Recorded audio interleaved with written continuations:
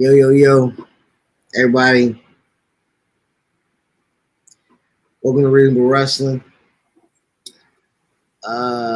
This episode is going to be in remembrance of, you already know. Um,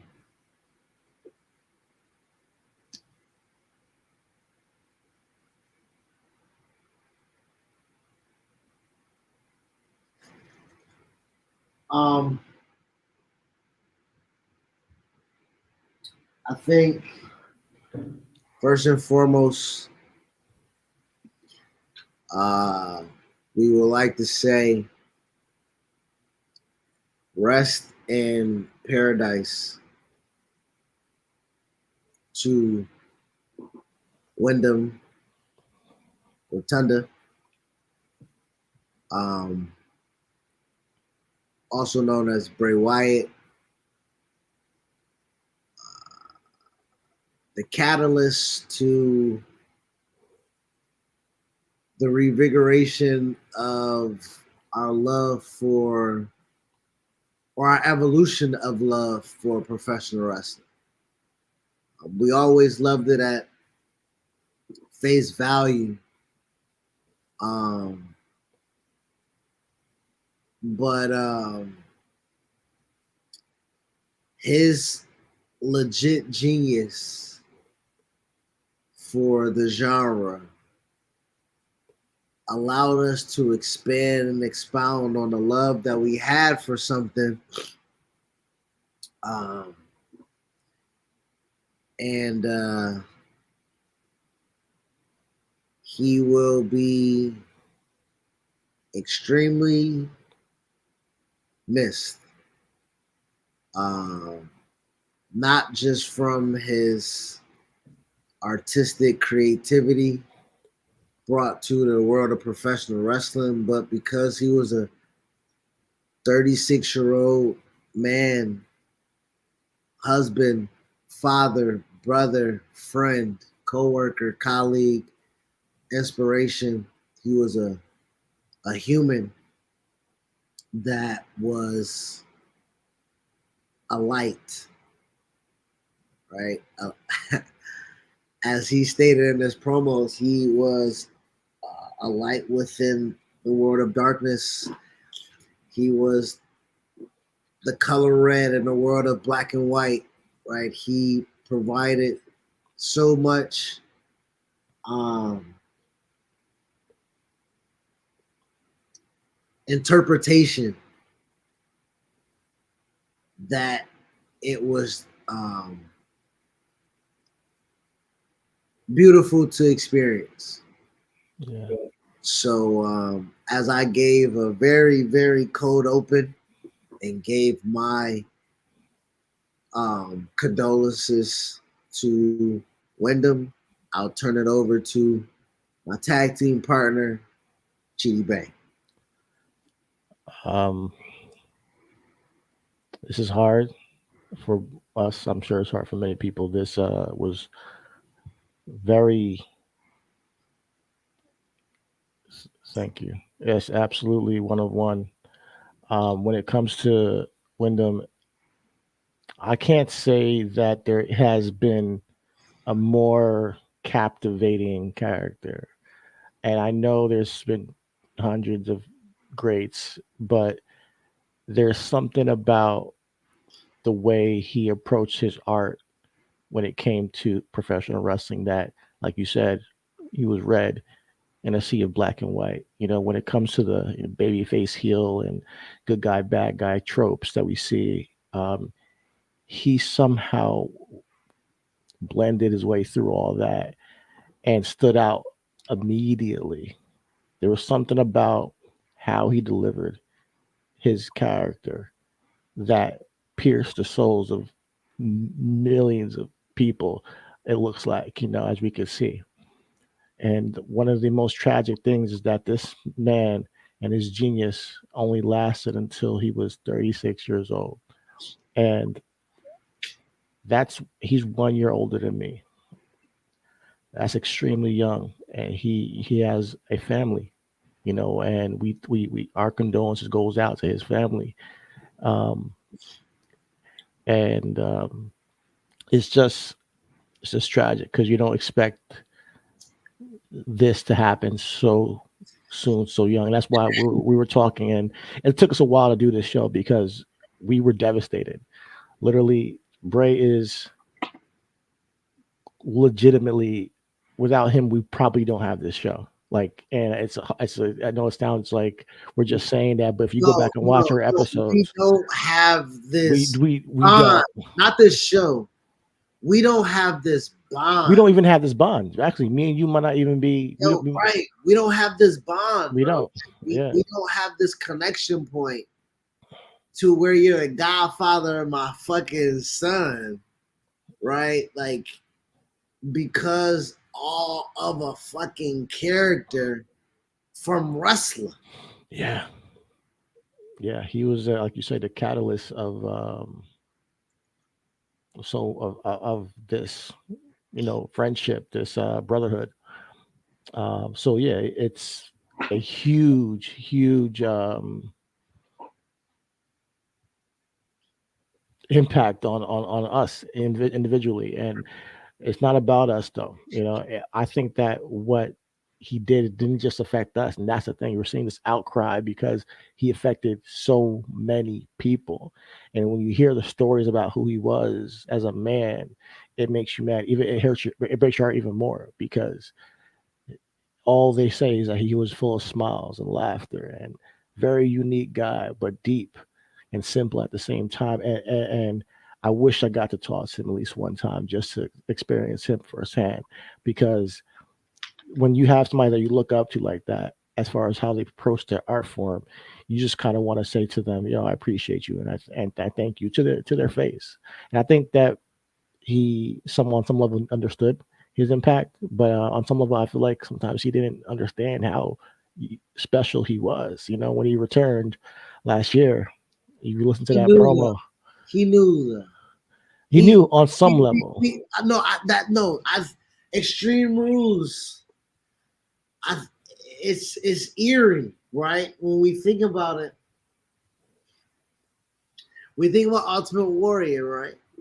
And we think about that promo of Monday Night Raw, the night after he got inducted into the Hall of Fame, and Warrior gave a real blur the lines promo as far as what it meant to him for him to receive what it is. And like, it was just like an outburst. Like, essentially, it's like my heart can explode with all this type of love and no pun intended. Like, he had a heart attack after. Like, it was very, very eerie. Bray knew when he returned. However long we had him, that was it. Whatever it is that he was searching for, that down in the dumps, wherever he was at, that pit that we pulled that motherfucker out of, when he sat there in the middle of that ring, that first promo, and SmackDown, not the Extreme Rules one, when it was like, this is the first time this is me. Yeah. We were able to give that to him. Mhm. And I think about the past couple of times we've talked about him on the pod and how we just weren't enjoying the experience, which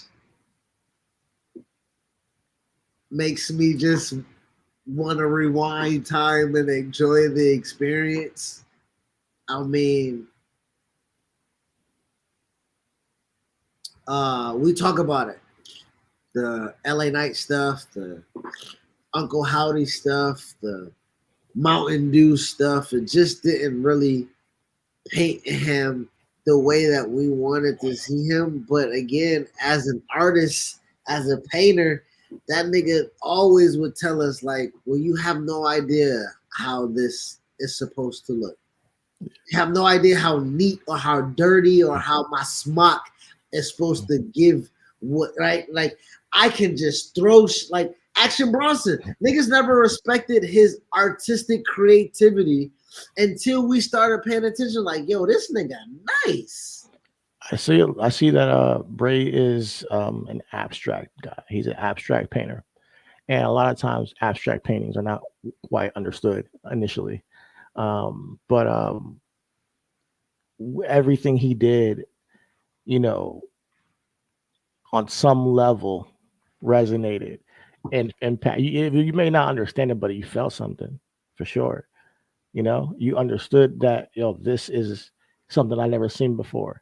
This is something that I should appreciate to some level, some degree.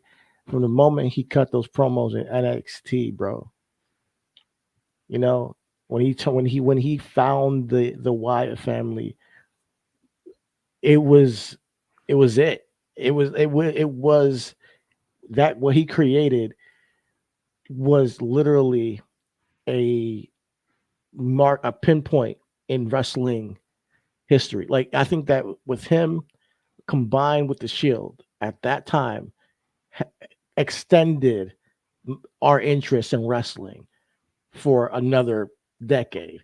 And wrestling desperately needed that. Wrestling desperately needed that shakeup. And the Wyatt family and the way he cuts his promos, the way that he portrayed his art was so abstract that I don't think people always understood it.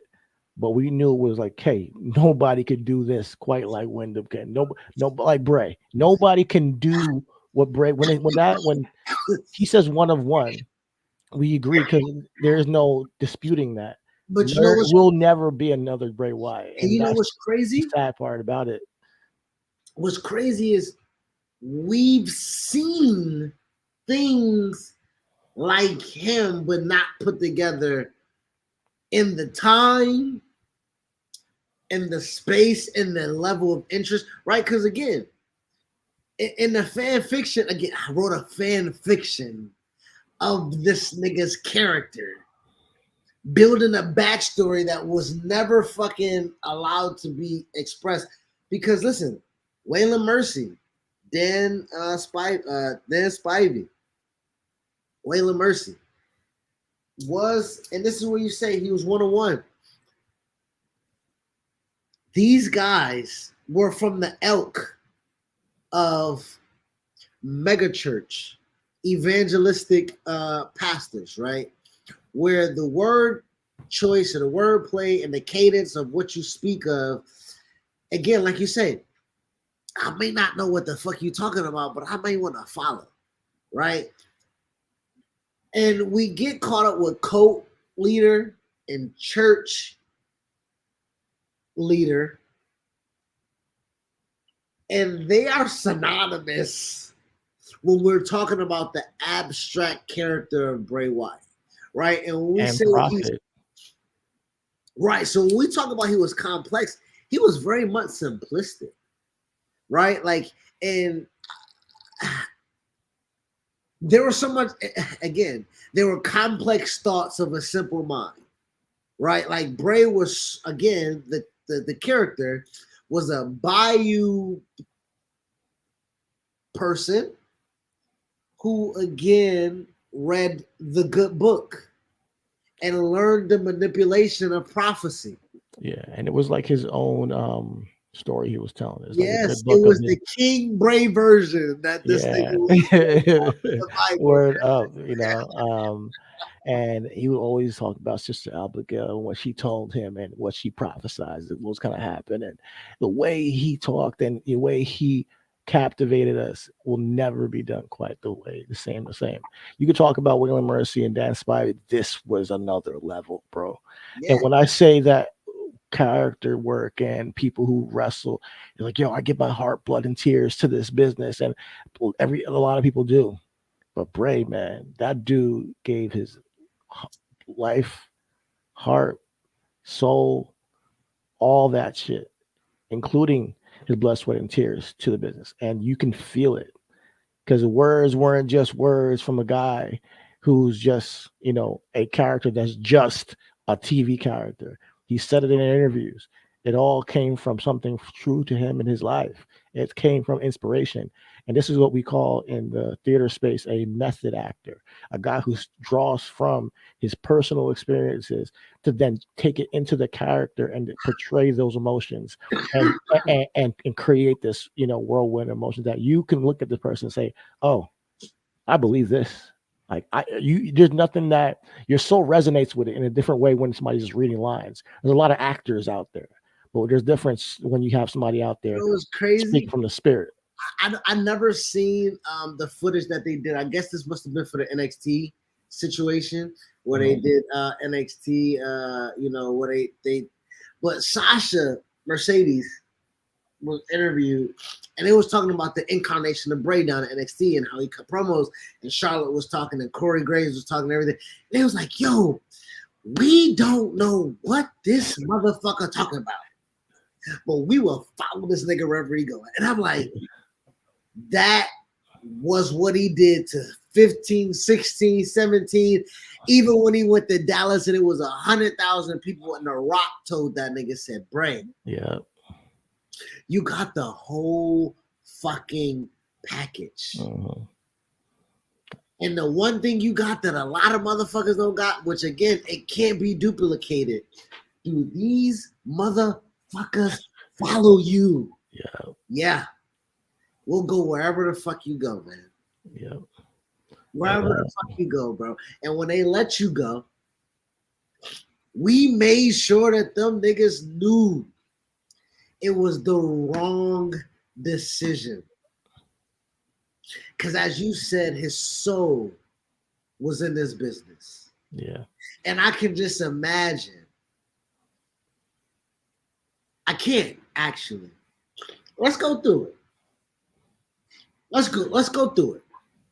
Bray's crowning achievement at Elimination Chamber, winning the WWE Championship.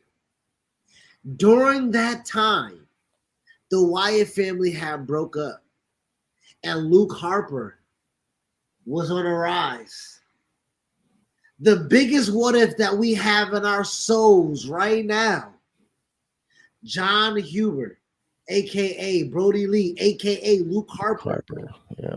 for the WWE Championship against Bray Wyatt. Even if you had to do the triple threat and do Luke Harper, Randy Orton, Bray Wyatt, I think we still Mhm. need like the DeLorean, bro, like a time machine, like I know. bro, like There's moments like that. So there's many. moments like that, like you just like, oh wow, we will And, never, and ever be able to duplicate that again. never able to do. There's an opportunity. That's why when I get so mad on the pod sometimes when I'm like, yo, missed opportunity, missed opportunities, missed opportunities. You don't know how long you're gonna have people, and like when it comes to, and that's just the creative side of the things. But on the life side of things, you don't know how long you're gonna have people, yo. And Like to give tell you those moments, like man, like those moments matter. they do. Like every day, every moment matters with these people. And I keep telling you guys in our group chat, like, yo, let's appreciate the fact that we experienced it rather than be sad that it's over, because that's the only way that I could cope with it. Is like, man, I could look back at the promos and be like, man, I'd never saw like anything like this in professional wrestling, and be like, man, and appreciate it from that standpoint. But it's hard because man, the guy was so young, and that's what keeps getting to me. It's like there was so much more that could have been, and not be upset that we're not getting it. Not be upset that, hey, we could have done better, but be glad that no matter what, whether he had that, whether he got the match with Luke Harper, Brody, or not, whether he became champion too late, whether you liked his art form or not, whether it was too abstract for you or not. Yo, we felt that shit, dog. And the reason why everybody had the fireflies out there, and we were so happy to have him return, is because he's special. He is supremely special and gifted. And it sucks because sometimes with it's like the people who are the most gifted, we lose so soon. And it's happened time and time and again. And it's like, man, why does it have to be this way? But I love, like, like my favorite moments with him, with Bray, and I'm just gonna touch on it. It was when I really like fell in love with the character, was his angles with John Cena.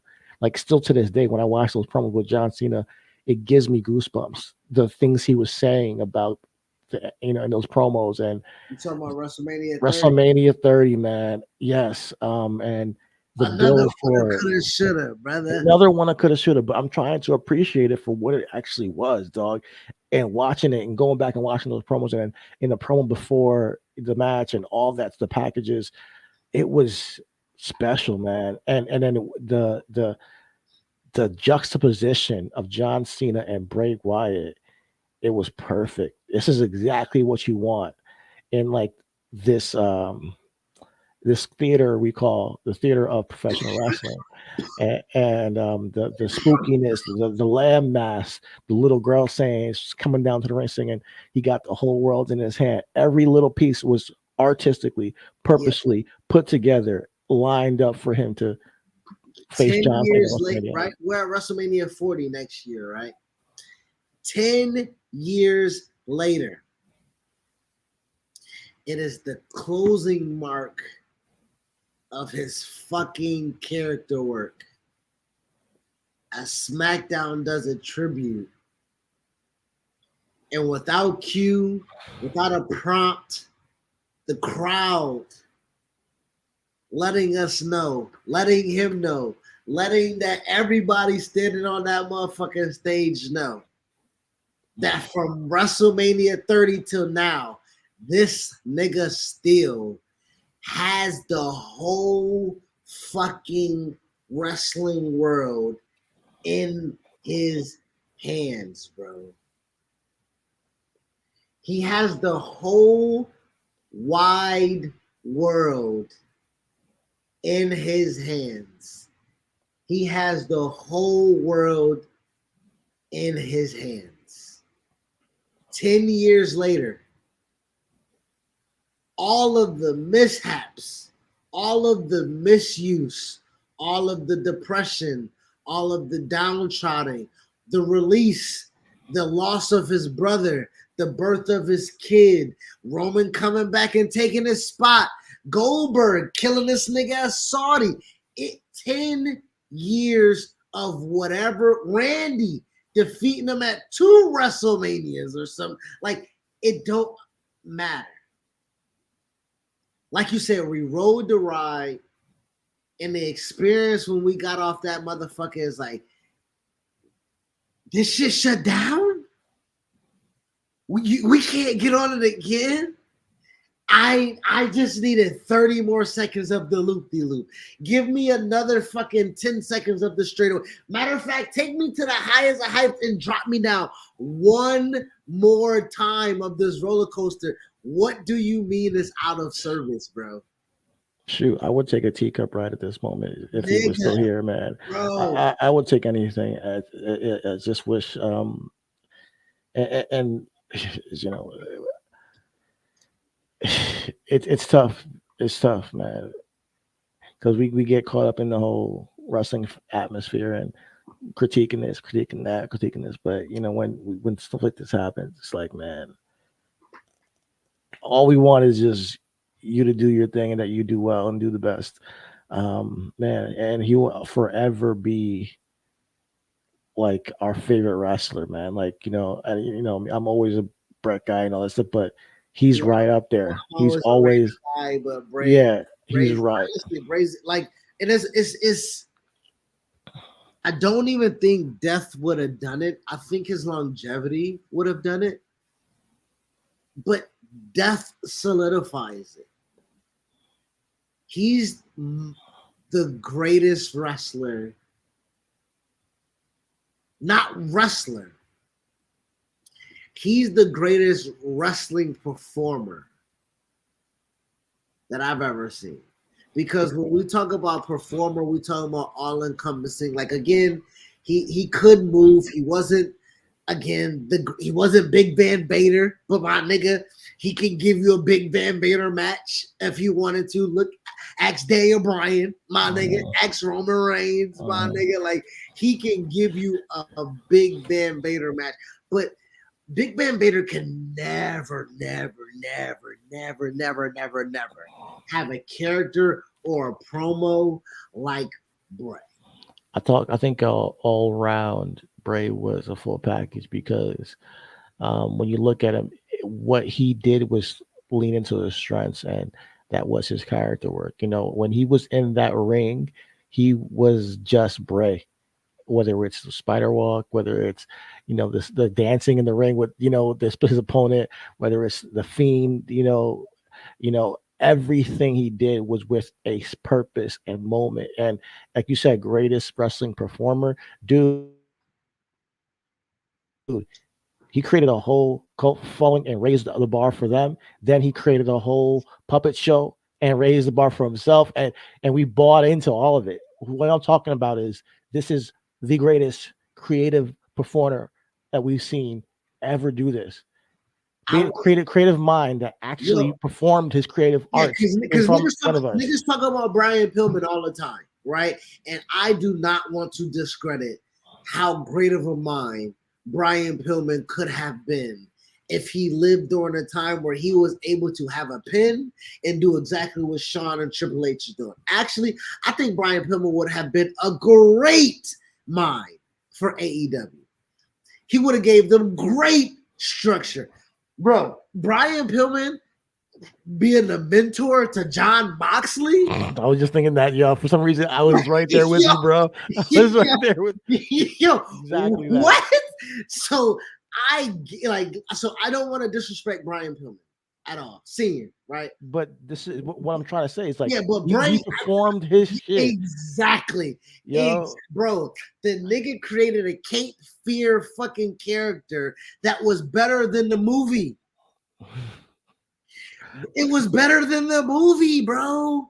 The character that he created from Cape Fear as inspiration is better than the character in Cape Fear. Inspired it, yeah, and I think it's an amalgamation of characters, and including that, and he made it his own thing. I think he's one of that's what I talk about. The greatest artists draw from other experiences and create their own piece. It's like they say, great artists is steal. It's not necessarily stealing; it's really inspiration, and then they create from there, and they go from there.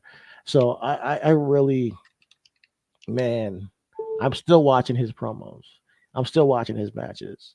I'm still going back to watch, his, what he's done with the Wyatt family and what he's done with the Fiend, Eater of Worlds. Everything he did was super captivating. Like he was the reason I was coming to watch wrestling for years. Yo, when's Bray coming back? That's a repeated thing I would say on this pod. I can't wait for Bray to come back. What if they did this for Bray? Because We were just talking about Bray and Cody, my nigga. we were just talking about last week about what we could do with Bray and Cody. I brought the whole video on here of Sam Roberts. Oh my god, man! This is not. This is. That's why I like when it happened, man. Shit. Yeah. Yeah, I It think hit me, man. It hit me hard. It hit me yeah, hard, man. I can't even sugarcoat.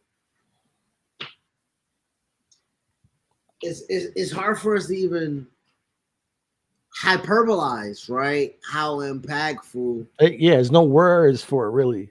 Honestly, like and honestly, like we're trying not to even put on, right? Like we're not even trying to. This is not us. This is not us having a performative conversation. Like legitimately, like we never met. I I have met him like I met Nipsey. You had It interaction with them. it was in passing.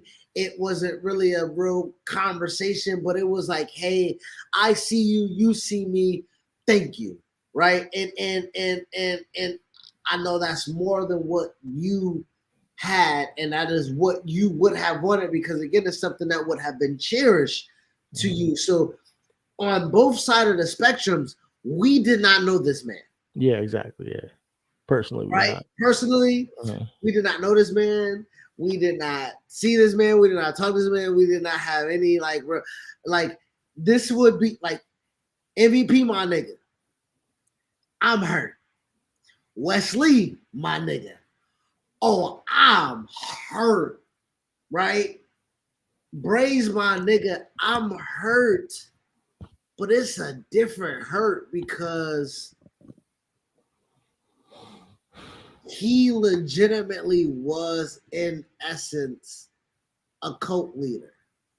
In a weird way, kind of, You know, right? in like a legit weird way because a lot of people were able to find and legitimize the weirdness that was subconsciously available to them, right? Because again, we just talked about it before we got on the pod.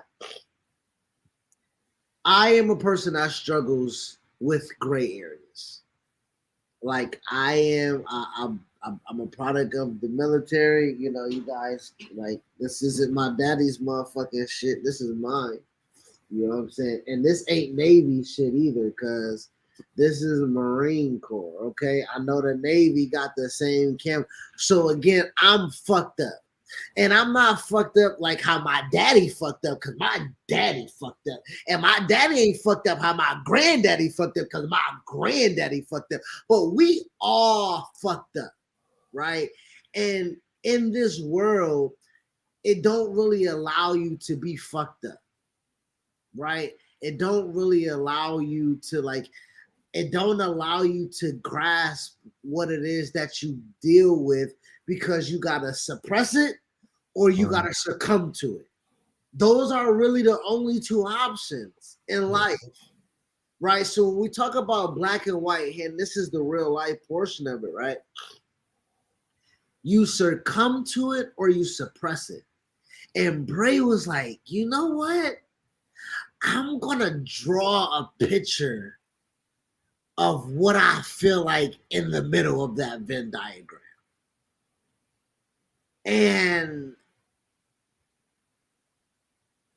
with rap or music, or entertainment, movies, we find that and we attach ourselves to it, and that's how we find our favorite artists, and that's how we find our favorite actors or our favorite movies or whatever the case may be. But with wrestling is different because that person can be available to you weekly. Like, and almost now that person or that character is now in a maggot a mirror of what it is that you are. So you look forward to see how he deals with adversity, or you look forward to how he deals with again, like you said, the Cena shit. Yeah. Cena was a hero in the world, right? We look at how we strive for getting a house and the American dream and getting a wife and kids and getting a job.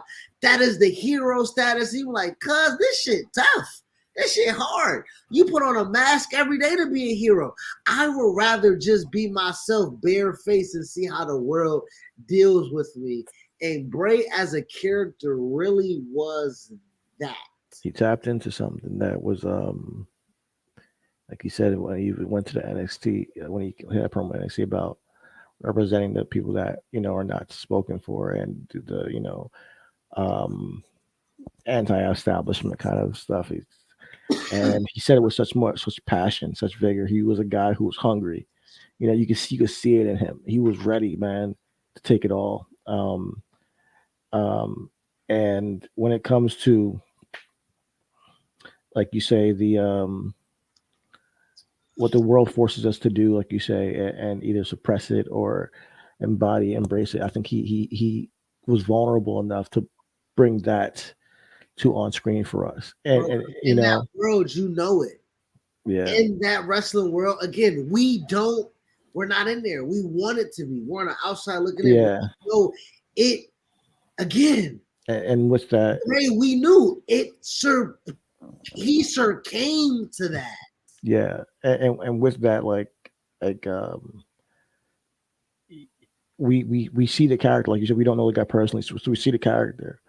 But like you say, with our our musicians, our artists, our actors, whoever we see on television, that gives us that good feeling of like, hey, that can give us that hope, that inspiration, that entertainment, or whatever it may be. They have personal lives that we are hidden from, and we don't get to see what they suffer with on a day-to-day basis. We were at, he was building the angles WrestleMania with Bobby Lashley, and we're like, yo, where's Bray? What's going on? And we're looking to see our man at WrestleMania after he returned. I was really really excited for him to get that moment, in LA, because it's been so long since we got that, and I thought it was gonna be a great entrance, a great moment for him. And it turns out he was actually ill and sick, and it's like, what, whispers are coming out about that. No way in my wildest dreams did I think that was the last time we would see him in a WWE screen. And that, It's eerie to eh, Brody. yeah, It's eerie to Brody, right? and we Brody's on don't, screen, and then he's gone, and then we have a memorial show. And you're like, wait, what the fuck? What? What? yeah. So I think another like lesson in this is to see these people as human beings, as we always preach on this podcast, and to understand that people are dealing with things, man. People are dealing with some real things, like, and to like appreciate people, man, while you have them, man. Tell the people that you love them when you love them, that you love them, man. Every day you can. Um, every day, people in your life outside of the entertainment industry and all that, take the moment to appreciate the loved ones in your life. But I'm glad me and you, we have this group chat where we tell each other, our guys are guys. We tell each other we love each other all the time, and we made it normalized because it's so important, because we don't know the last time we're gonna see each other. You were in the hospital this past month. I was in the hospital this past week. I didn't tell anybody that because I don't want to expose that vulnerability. But who knows when that could have been our last time, and what would we feel to say to our brother that, hey, yo, I love and care about you? Because at any moment, he's 36, man, 1 year older than me, 2 years older than you. It's so young. bro, So we never saw this coming. There's no way and that, and we try to personalize it, like you say. I legitimately was in the hospital for the same thing. Like, um, and this goes back to, we talk about off air, and I want to bring this on. But when you say love your people, bro, I was in the hospital. Why bring extra stress? Why not let me do the things that I love? Why not let me not motherfucking be me? Why not let me paint the fucking way I want to paint with the brushes that I want to paint with the brushes? Because again, nigga, you don't know what's going on. Bro, with 2 kids. and I'm sorry for bringing it up because I just No, was, no, no. It's just no, but it's real. It's again, like you say, bro. I'm pretty sure. Listen, I don't know what him and JoJo go through, but I know it's tough on JoJo because it's tough on my wife, right? You're creative, and you just want to fucking create. But that shit don't always pay the fucking bills. And with Bray, it was paying the bills until it wasn't. What the fuck do I do now? Where do I go? How do I fucking pick? Where do, like, bro, they know me as Bray Wyatt. If I go to AEW, if I go to New Japan, if I go to Impact, like, what am I? Am I return? Like, what am, like, I've built everything up. I don't know. But I can tell you that as a creative, my nigga, all you want to do is not have the stress of creating, because you got the stress of every fucking thing else. Now, the point of what I'm saying is that my kids got sick, then got me sick, and a viral infection inflamed the sac that is around my heart, that gives you heart attack like symptoms, my nigga, that puts you in the hospital because when you breathe, you feel like your chest is caving. Nigga, what? And it's that quick. Is that shit that took a nigga out?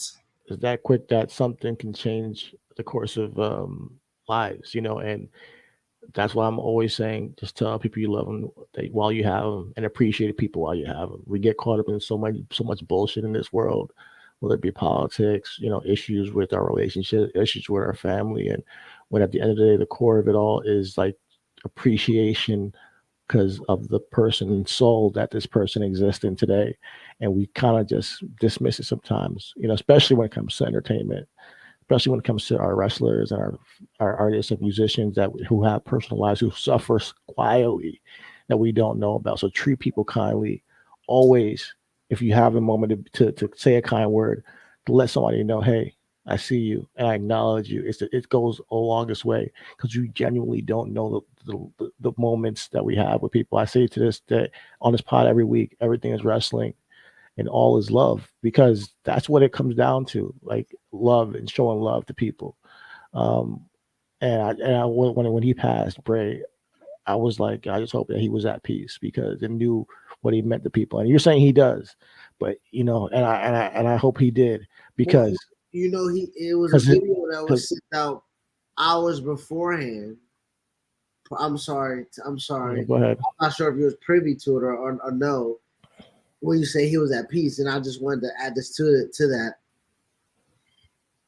You know, his namesake, Barry Windham's uncle, had I believe, a heart attack, Yeah, I saw that. cardiac Yeah. arrest, and a fan or a fan of gave him mouth to mouth resuscitation, and Bray did a video the day of his passing or hours before his passing, extending gratitude because Barry had one more day with him, not knowing that he didn't have one more day with Barry, and was just saying the same exact thing of just like, hold your people tighter, love your people a little bit stronger, because again, his namesake, I'm named after, again, a nigga who put his blood, sweat, tears, body, lively. Again, I don't know if Barry Windham know another motherfucking thing other than wrestling, cuz.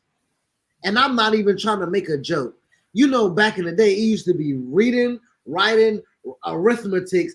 I don't think them niggas know the three. I think the only thing they know is wrestling. I don't know if Barry Windham know anything other than fucking wrestling.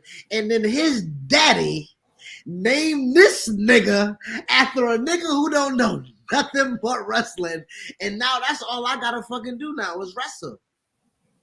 That's my fucking namesake.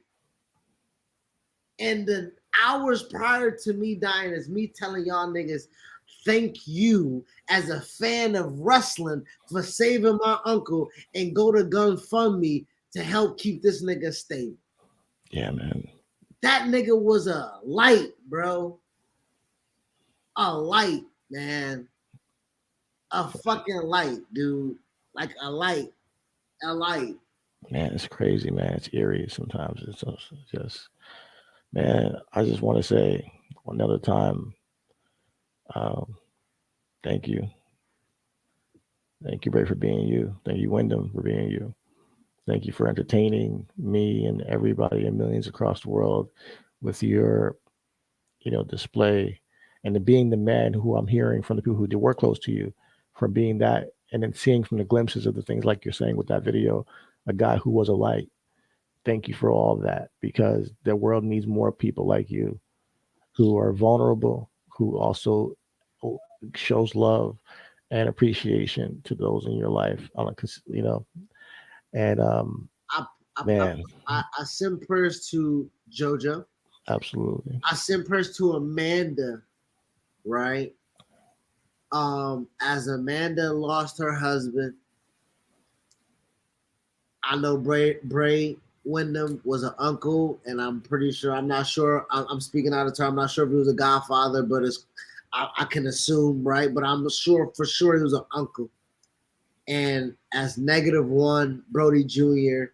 and her daughter leaned on Braun Adam and Wyndham Bray and yeah, Redbeard in the time of Brody's passing, for her to lose uh, Wyndham. I pray for the connection of JoJo and Amanda. We talk a lot about how, in the essence of things happening, people trauma bond. But in this trauma, please bond. I think as those two families um, are going through life, they will need to lean on each other.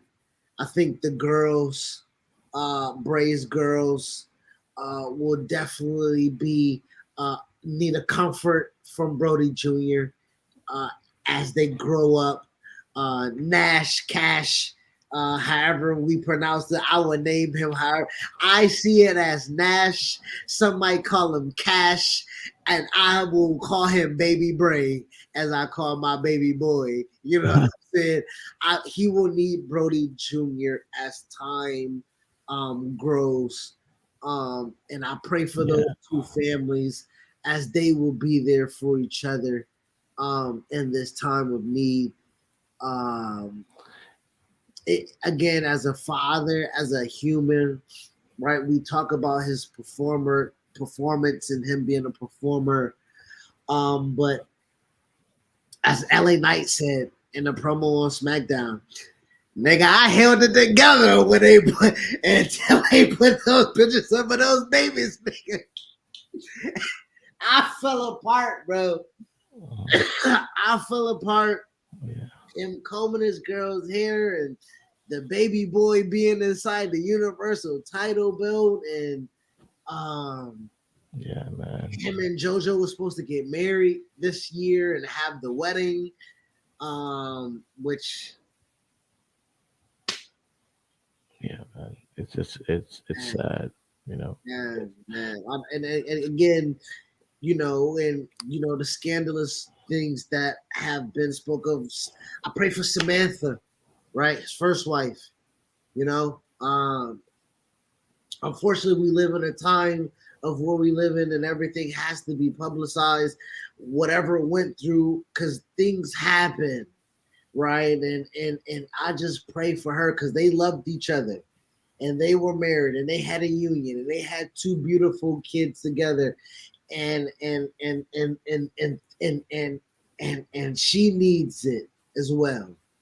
Absolutely. As we talk about JoJo and we talk about Amanda, let's not forget about Samantha, as again, that was Bray's first wife, first, I don't know, first love, but I know when we talk about Duke Rotunda and we talk about FCW and we talk about the grind and we talk about the sleepless nights and the homelessness and we talk about No, before I think that like that, was like much a part of your journey, she and was there, and yeah, when you pray for her and keep her. absolutely, know what I'm I saying? pray for everybody who is impacted by the passing of Wyndham, and I pray for everybody to, because this is not easy, man. It's heavy. It's heavy. The past couple days been really heavy on the chest and heart, even for somebody who did not get to meet him ever in life.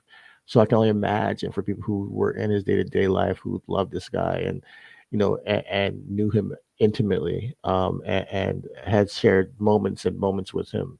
So I pray for all you, his family, his brothers, his sister, his father, his mother, everybody who has impacted his coworkers, everybody, his colleagues, everybody, his coaches, everybody who's been impacted, especially his children and his loved ones, because this is this is horrible to unsuspectedly lose somebody at such a young age.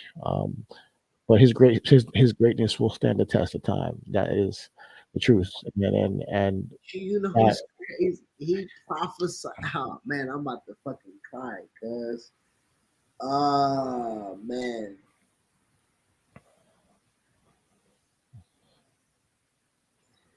cuz said he was a god.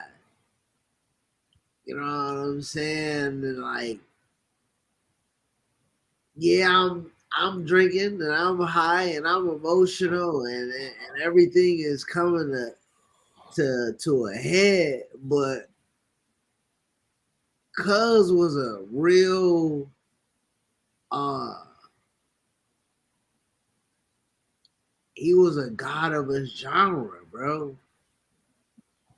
You know what I'm saying? Like, I was talking to somebody today, and I was telling them, like, how hard it is for somebody to take that spot of the Undertaker and get that cosign as the new, like, person of the dark energy, and that's that space, and do it in a whole different direction and different way. Chidi, It's we're impossible. not we're not even putting things in perspective.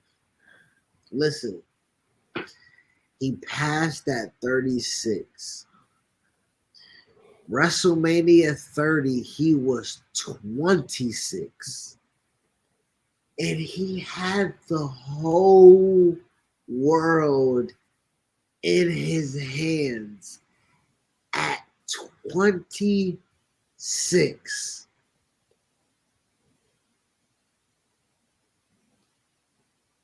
What? We talk about the niche pocket that wrestling operates in. Fine. It's 8 billion people in the world. Okay. Nigga, I got the world of wrestling in my hand at 26. First of all, it's a character that I cultivated when I was 22.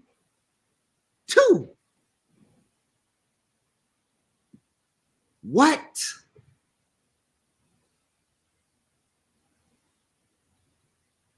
What? He did that shit, man. Bro, if we do the timeline of Bray Wyatt's debut at NXT to that WrestleMania at WrestleMania 30 to his passing, my nigga is a legit legend, cuz we're not talking hyperbole of a nigga just saying like, yo, he passed, he was a good nigga, yo, he was part of the family, whoop de whoop, like we do for. No, nigga, this Eddie Guerrero type shit, nigga.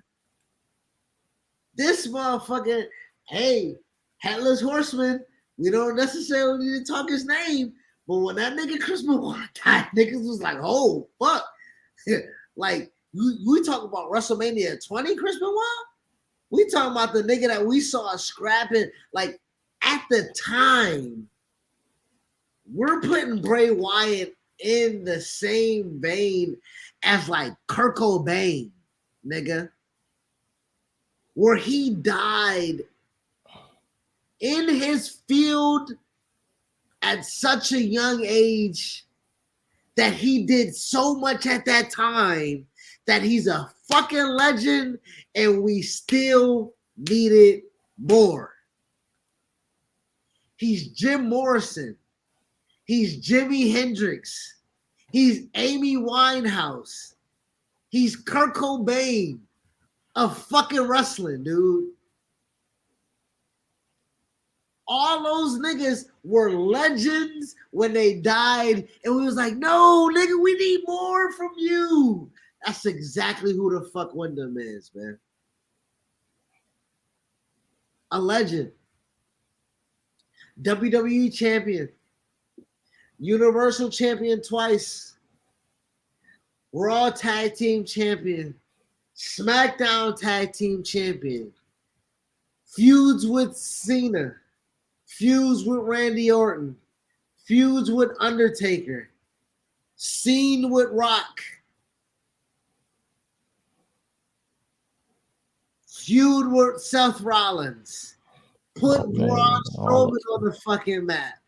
No, he's a legend. He's a fucking legend, dude.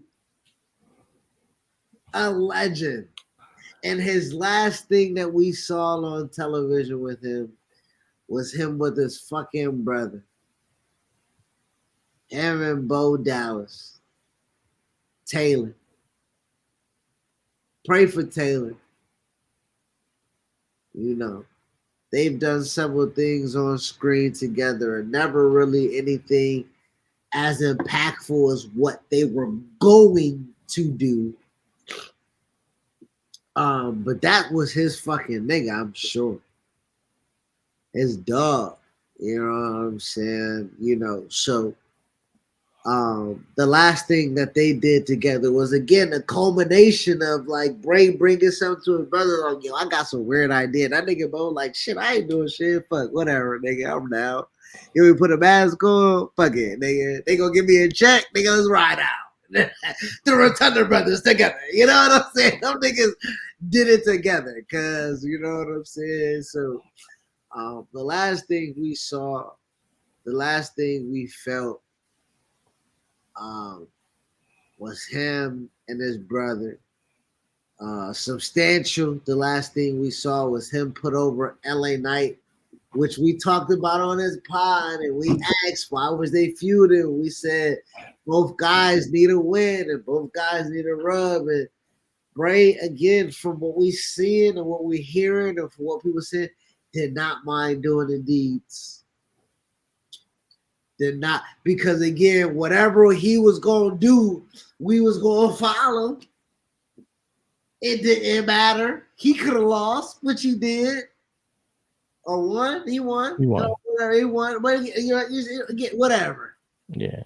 Yeah, like you said, whatever. Whatever would have happened, we would have.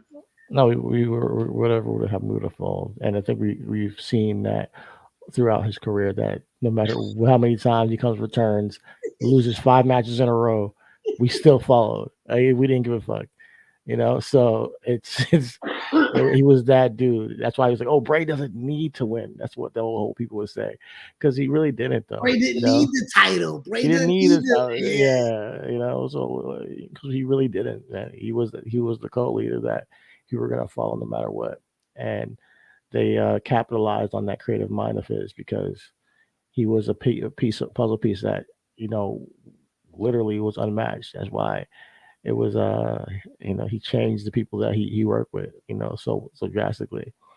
But just thank you for it all, man. I like 10 years ago or like you're saying, like it's about 13 years ago that he graced our screens with it. It was I was glued, bro. Like I can't explain it to you because I was going through a lot at the time. I wasn't sure if I was gonna live to 35 at the time, and I remember tuning into wrestling like this guy Bray. I can't wait to see what he does. Like, and wait, I suddenly see him talk. I will watch the entire show just to see a backstage segment of him talking to a camera in a dark room, with a light over his head. That's all I wanted for the entire show, and that's all I needed, because he was that captivating, and then he took me on a journey, man. That I just to this day I don't think I've ever um, been that enthralled by a character and for so long over the course of the time in professional wrestling. So thank you, Braves. Thank you so much for gracing my screen and providing me with a perspective on this art form that I never knew it could exist.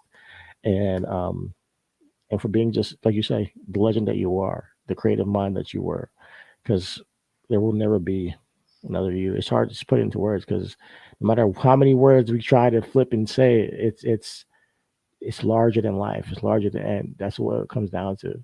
It's larger than, and it's as tragic as it is, and he was as great as we are saying, and that's what makes it hard because there's no dispute. You can't say, well, he was great, but yeah, you get that little tribute at the beginning of the show, and like, all right, we move on. No, he was impactful. That And, it's gonna stick for a while. It's gonna and you hurt. know what's crazy? We talking about this. He debuted at Bray Wyatt 11 years ago. 11. Okay. He debuted at Bray Wyatt in 2012, FCW with Eli Cottonwood. July 11th, 2012. And again, things we talk about that kind of, we talk about what ifs. He tore his pectoral muscle that same month, right? And he needed surgery. And yet he debuted with the Wyatt family, Luke Harper and Eric Rowan and everything like that. Them boys won the championship. By May of 2013, they was on Raw. Right? July of 2012 to May of 2013, he was on Raw. Right? And so we stand for a decade straight. Decade. Yeah. A decade straight, he's just been a fixture of our um, consistent enthrallment of professional wrestling. And he's going to be extremely missed. And um, again, for us to be a little self indulging, um, I don't know how many times we tell this story. Like I said, we were roommates. You just needed a third pause, right? You just needed a third to pay rent, and I needed a place to stay because I was homeless. And I brought my TV because y'all didn't have a TV in the living room. It was my 55-inch that I put in the living room, that I would put in the living room, and I'm like, yo, we can hook the Xbox up, y'all, whatever. And then at night, I take the room back in the TV, whatever.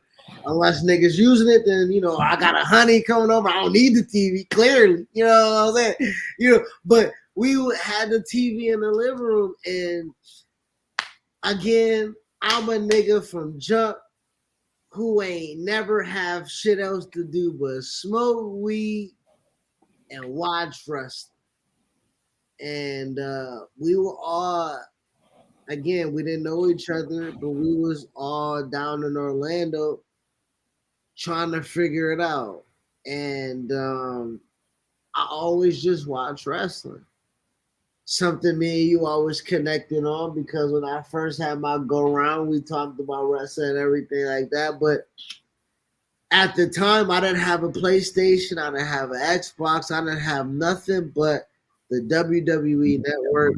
And when I wasn't doing homework, which was never, I was watching fucking wrestling. So he was always watching wrestling. Always. It's just listen, just throw Yo, back this, throw and back me and that. you, dog, on that brown couch that should have been trash. I'm not gonna hold you. Yo, if we was shooting the TV show, which we have, roommates, we're gonna put it out. That couch would have been on like the side of the street, and we would have been like, yo, we need something for the crib. And me and you would have brought that bitch in the house. That's the type of couch it was. It was already here though. You know what I'm saying? And we sat on that fucking brown couch, nigga. And we just shot this shit about wrestling. And we was like, we your favorite wrestler, just right now, you know what I mean? And it was Bray. And at that point in time, it was WrestleMania 34. And he wasn't really he was doing stuff at that time. I think that's the Matt Hardy situation. And we was like, man, the homie could be doing so much more. You know what I'm saying? Like, yo, that was what we was arguing about, nigga. Like, nigga, 2018, y'all niggas doing it. Like, you know what I'm saying? Yeah. The leader of worlds and shit like that. We did a whole character spotlight on him. I'm not sure if that was with the Matt Hardy stuff. Was it? Yeah. It was? Okay. Yeah. Give me 1 second. All right. But we took a moment to do a whole podcast on this when we're back on SoundCloud and just throwing out character spotlights, a whole pod on one character. And I believe he was our second one. We did Adam Cole first and Bray Wyatt second, who we found this bond because this was our favorite wrestler, Bray Wyatt. We picked Adam Cole. He was popping off at NXT because we were down in Orlando. We would go to there sometimes. We were like, oh, let's try this new concept out. We did Adam Cole first, but we were like, no, we got to do Bray Wyatt next. He's our favorite wrestler, and we did. We sat there for a while, and we talked about his career, and we were super like, yeah, the Bray Wyatt experience. This is 5 years ago. Definitely going to take a moment to listen back on it because this this speaks to our captivation of what we're speaking to. Like he was who we wanted to watch, who we wanted to see take over the business essentially, and which he did. I think that's what I'm trying to get at is that we got to appreciate what we had. As much as we were upset with like certain the way he was handled, none of that matters now because the impact is so evident, so clearly evident. You can liken him to Kurt Cobain, Hendrix, all these legends who passed, Amy Whitehouse who passed too early, but to me, he's the one and only Bray, and yeah, he can be in the lines of that of a living legend that passed too early. But I'm gonna sit here and appreciate the art he could provide to us. I'm watching. I'm gonna go back and listen to our 8th episode, character spotlight, the Bray Wyatt experience. Our 8th episode of this podcast. This is 214. And I mean, honestly, it's probably more than 214, but we'll just say it's 214. Yeah. But yeah, and our 8th one was on Bray, and our second character spotlight. Damn. The Bray Wyatt experience, and I'm going to go back and listen to it, in honor of him, and just to reminisce on our takes on this man, and see if I just Yo. And I'm watching all of his old matches now and his old promos, and I think that's helping me get through it because it's not easy. Because we're not gonna see him walk down that aisle again, holding that lantern, and it's sad to come to that realization. It really is. I was hoping that this was a hoax when I found out, but we're living in the reality. Like the whole world changed that day. Like because he had, like you said, he had the whole world in his hands. So of course, a world without him is a different world. Ah, yeah, episode our eighth episode. It was episode 3.5. We were so smart. Oh my gosh, back in the day. 3.5 actually, yeah, 3.5. It was our eighth episode, 3.5, because it was our character spotlight. Oh man, we were so smart. So Great. it's really our fourth episode, maybe you want to say, Yeah, but because yeah, back then, character spotlights we're point five. were point fives. Yeah, Yeah, we were point fives because we was, you know what I'm saying, we was giving y'all a little yeah, razzle dazzle on it. You know, yeah. The eighth episode.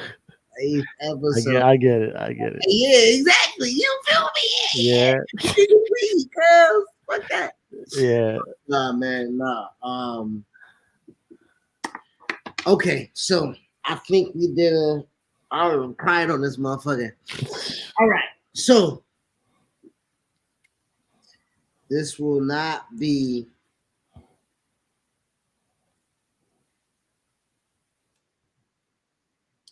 our last time we ever think about you or feel inspired by you or feel your presence or be sad or be happy or be moved. I think that is the biggest thing that they do in their, like, that's the biggest thing. We talk about artists and in his art form, you can't be indifferent. You have to be moved. And I think anytime we think about this guy, this character, this person going forward, we will forever be impacted. So, to you and them, to the friends, to the family, to everybody, call you Hoop, Oos, Wyndham, Bray, Dad, brother, friend, colleague, co-worker, inspiration. We're gonna end this one time, brother. Until next time we decide to do it again. Cause you're the reason for it all, my nigga. Facts. No lie. Like, no fucking lie, bro. And until then, we will continue to follow the buzzards because we are part of your flock. Um, thank you for your inspiration. We wouldn't be here without you, literally. And I look forward to continuing our appreciation of your artwork. And just thank you for everything you provided us because you've truly inspired, definitely, the two of us in a massive way that probably can't even be summed up into a podcast. I don't care how long we're on here. Yeah, Uh, yeah. but I even think like I feel like we drag it out, but I feel like we can talk forever. You know? yeah, exactly. We can't really put it all into words. It's been extremely impactful. Man, just thank you, man. Thank you. That's all I can say. That's all I can say at this point. I went through two things with Jack tonight in preparation. I rolled up several joints and just keep smoking. Just cause it's tough, man. It's Yeah, tough. Death isn't really easy. Again, this is a show of remembrance. So I cannot go on about this day in this show without saying happy birthday to Aunt Bunny, the mother of Ray and Rich, my brothers. uh, stay mom birthday. And as we are in remembrance of a person that I never met before, I have to give reverence and remembrance to a person that was legitimate in the upkeep and the upbringing of who I am today. Uh, Yes. Aunt Benita, Aunt Bunny uh, is extremely missed and extremely loved still. As you said to start this podcast, rest in paradise, and it's never easy to lose people that we love. It's not gonna be easy, and that's one of the getting old is a gift and a curse because you're guaranteed to living is you're surviving. You continue to move on, but as you continue to live and survive, you experience loss. It's a guarantee, and with that, um, I want us to have grace with that and manage it to the best of our ability because it's super hard. People have grieves in so many different ways, but whatever you do, like for me, I'm wearing this Jets hat. Part of that was going to something to distract me away from it, and I'm not saying it's the healthiest thing to do, but that's what I do when I'm grieving. I try to get away from it. Um, it's how I've grown.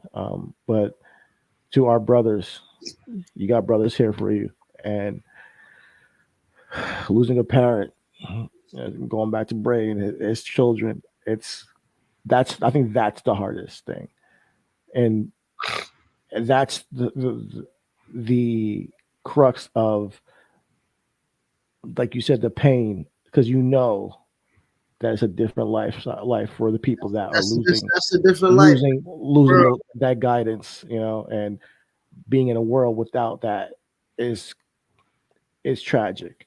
So to our brothers, we're here for you.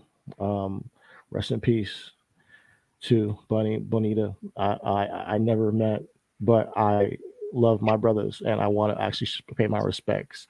So rest in paradise as well on my behalf. Um, yeah, it's been a pretty sad show, but it was a show that was Mm. necessary. We knew what we was doing when we came in here. Yeah.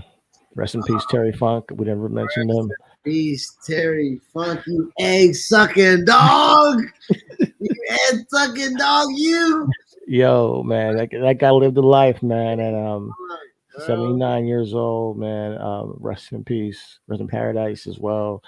That dude, man. I remember from the moment I saw him back in the '90s, I was like, "How old is this guy?" That Like, nigga old, bro. When he was like, yo, Chainsaw Charlie, Chainsaw Charlie. was Yo, they put him in a dumpster and tossed him off the edge of the. I was like, nigga, Oh this my is this god. ain't what you just do to old people, cuz. You know what I'm saying? That nigga lived a whole another 30 years after that, cuz. The '90s, they used to just fuck up old people. I was like, "What is going on, man? Young and getting power bomb, like it was nuts." Back in the '90s, but No, legit. Hold on, cheating. No lie. Legit. Let's be honest. WrestleMania 14 was 25 years ago. Or WrestleMania 15. That was the dumpster match. yeah, and you got to give that guy credit for being in that, and still, 25 years ago, bro. still 25 years ago, he was still a draw, and by that, he already had like a 2 decades wrestling already under his belt. So I'm like, God, this dude, Terry 40 Funk, years of wrestling, yo. he inspired Mick Foley to do what he was doing. So come on, like but man, and when you go back to influence, man, imagine the people that Bray is influencing now and what their people are going to become. Like it comes full circle, and that's what I want to also say is like life is full circle. And to me, I'm not sure how other people believe, but I believe there's more to life than after this reality, this realm. Whether you want to call it heaven, whether you want to call it a different dimension, whatever you want, I do believe that we'll see him on the other side. We'll see these people on the other side, and have more understanding of this reality and what we experience in this lifetime. But we have to sit here and, like you say, sit here and and just strut our appreciation for these people who we revere and have lost in these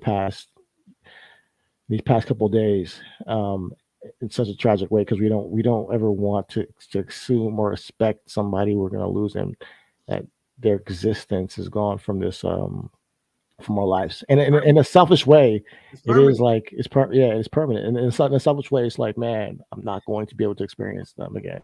But it's also our love for them. I think that's what it comes down to, and it's tough, but it's a reality that that's a part of this reality. So it's a tough reality. um, we are fireflies forever. Uh-huh. Um, moths, um, moths that are enthralled by his light. You know what I'm saying? So Uh-huh. one last time for the homie Wyndham, aka Bray Wyatt, as we sign out. Chidi, give your famous sign out line so everybody know what it is and what it is that we represent. Listen, man, we are the underground professional wrestling podcasts that are here because of Wyndham Bray Wyatt. Thank you for um, your contributions to the business that we love, and I've said it a million times during this pod. But within all of that, we do this pod because everything is wrestling, and we try to manage all that wrestling within ourselves by talking it out and commiserating over what goes on during the week in wrestling. And this has been honestly helpful for me, and I hope for you and anybody who's watching that you guys get how we feel about this man and the people who we have passed, who have we've lost. But within all that, everything is wrestling, and all is also love. So we will see you guys next week. We will talk some more about wrestling, and love you guys. Peace.